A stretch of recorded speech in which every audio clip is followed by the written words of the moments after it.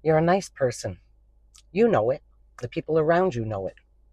You show up, you help out, you bite your tongue when you probably shouldn't.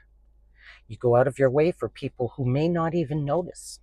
And you do it all because that's who you are. Someone who genuinely cares, someone who doesn't want to cause problems, someone who was probably raised to be considerate and kind and to think of others. And those are good things, real, genuine, good things. But here's what nobody tells you: there's a version of nice that stops being a virtue and starts being a slow leak. A version where the kindness is real, but the cost is invisible. Invisible to everyone around you, sometimes even to yourself. And today we're going to talk about that cost.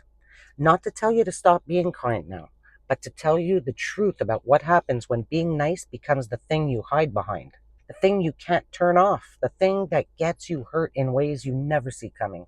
Welcome to the Bold Life Suite. I'm Joanne. Let's get into it. I want to start with something personal because I think it sets this up better than any stats could. Now, I've been in situations more than once where I was genuinely trying to be kind to someone, not performing it, not doing it for anything in return, just being warm, kind, and considerate, being the person I actually am. And the reaction I got back was nothing like what I expected. There was coldness and suspicion, an edge I didn't see coming. I was shocked. I remember standing there thinking, what just happened? What did I do wrong? Because I wasn't doing anything wrong. I was being nice. And somehow that made things worse. If that's ever happened to you, I want you to know two things right now. First, you're not imagining it. And second, it's not your fault. But there is something important to understand about why it happens. And we're going to get there. Because once you understand it, it stops feeling like a personal failure and it starts feeling like information. Information is valuable.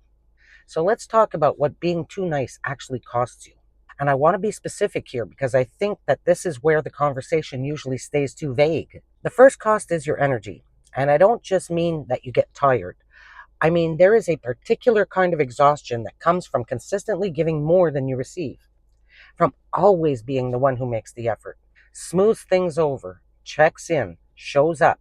Research on what's called emotional labor, the work of managing your own feelings in order to manage the feelings of people around you, shows that it's genuinely draining in a way that sleep doesn't always fix. It depletes something deeper. And the people who carry the most of it are usually the ones who never complain about carrying it. The nice ones, the ones who say it's fine when it isn't, the ones who absorb other people's moods and never put the weight down. The second cost is your honesty. When being nice is your default setting, you start editing yourself. You say yes when you mean no. You say it's okay when it isn't, and you soften things that shouldn't be softened. You stay quiet about things that deserve to be said. Trust me, I know. And over time, that editing adds up. You start to lose the thread of your own voice. You become so practiced at adjusting yourself for other people's comfort that you genuinely stop knowing, in some moments, what you actually think or feel or want. That's no small thing. That's you losing access to yourself. And it happens so gradually that most people don't even notice until they're already pretty far from where they started. The third cost, and this one is the one I think that hits hardest, is that it attracts the wrong people. Not always, not everyone, but consistently being the nice one, the accommodating one, the one who won't push back, the one who will always find a way to make it work, that sends a signal. And some people receive that signal as an invitation. Not people who are bad to the core necessarily, but people who are comfortable taking more than they give when they know they can. People who will use your kindness not maliciously, but casually. The way you use something when you know it's always going to be there. And you end up in dynamics where your kindness is the foundation everything is built on. But nobody's building anything for you. Now let's talk about the thing that I opened with, the unexpected reaction. Because I think this is the part that confuses and hurts most people. Nobody explains it. You're being genuinely kind, and someone reacts with coldness or suspicion, hostility, or they just completely shut down. And your brain immediately goes to, what did I do wrong? What's wrong with me? Here's what the research actually says. Psychology Today published a piece on exactly this, and the conclusion was striking. When kindness brings out the worst in someone, it's almost never actually about you or your kindness. What's happening is that your warmth is colliding with something inside them that has nothing to do with you. For some people, particularly people who've been hurt, let down, or conditioned not to trust, kindness doesn't feel safe. It feels suspicious. Their nervous system has learned, often a long time ago, that when someone is being nice to them, there is usually a catch. Or it makes them feel vulnerable in a way that they don't know how to handle. Or it highlights something about themselves that they don't want to look at. And so they push it away. They get defensive. They get cold. Not because your kindness was wrong, but because their internal world doesn't have a safe place to put it. One researcher put it this way: their reaction is like an echo of their internal world. So if someone is carrying fear, they echo fear. If they're carrying insecurity, they echo defensiveness. Your kindness doesn't stop being kindness when someone can't receive it. The sun doesn't stop being the sun because someone closed the curtains. But here's the real cost of not understanding this. When you don't know why it happens, you personalize it. You internalize it right away.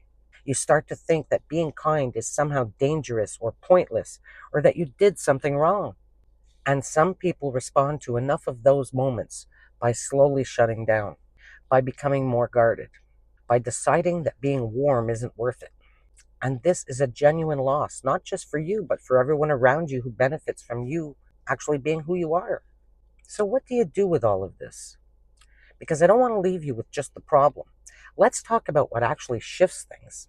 The first thing is learning the difference between kindness and self abandonment. Kindness is something you give from a full place. It's a choice that comes with your energy and your care intact. Self abandonment is what happens when you say yes while everything in you is saying no. When you show up for someone at the expense of yourself. When you keep giving past the point where you have anything left to give. One feels like generosity, the other feels like depletion. And most people who are too nice have spent so long in the second one that they've forgotten what the first one feels like. Start noticing which one you're in. Not to judge yourself, just to know. Information is valuable. The second thing is to get comfortable with the idea that your kindness is not a debt. You do not owe anyone a version of yourself that is always accommodating, always available, always pleasant, always fine. Kindness that comes from fear of what happens if you aren't kind isn't really kindness. It's self protection wearing a friendly face. And the people who truly deserve your warmth will not penalize you for having limits. If someone only stays kind to you when you are giving them everything that they want, that is important information about them, not about your worth. Now, the third thing, and this is specifically for those moments when your kindness gets thrown back at you, is to stop making their reaction mean something about you. Now, this is easier said than done. I know that. When someone reacts badly to your warmth, the instinct to question yourself is almost automatic. But what I want you to practice is pausing before you do that and asking a different question. Not what did I do wrong, but what might they be carrying that made it hard to receive this? That small shift moves you from self blame to understanding. And it protects something really important. It keeps you from slowly becoming a colder, more guarded version of yourself because of other people's unresolved pain. Now, the fourth thing is to start being as nice to yourself as you are to everyone else. This sounds simple, and I know it isn't. But the cost of being too nice to the world while being quietly hard on yourself is enormous. The same patience you extend to other people when they're having a hard day, guess what? You deserve that too. The same grace you give to other people when they can't show up perfectly, you deserve that too. Kindness that only flows outward and never turns inward is not sustainable, and it's not a full life. Here's what I want to leave you with today. Being kind is not the problem. Being kind is one of the most genuinely powerful things a person can be. What we're talking about today is the version of nice that comes at your own expense. The version of you that silences you, shrinks you, drains you, and leaves you confused when the world doesn't respond the way kindness is supposed to be received. You're allowed to be warm and have limits. You're allowed to care about people and also care about yourself. You're allowed to be the kind person you are without making yourself the last person on your list. And when someone can't receive your kindness, when they react in a way that makes no sense given what you offered, let that be about them. Keep your heart, keep your warmth.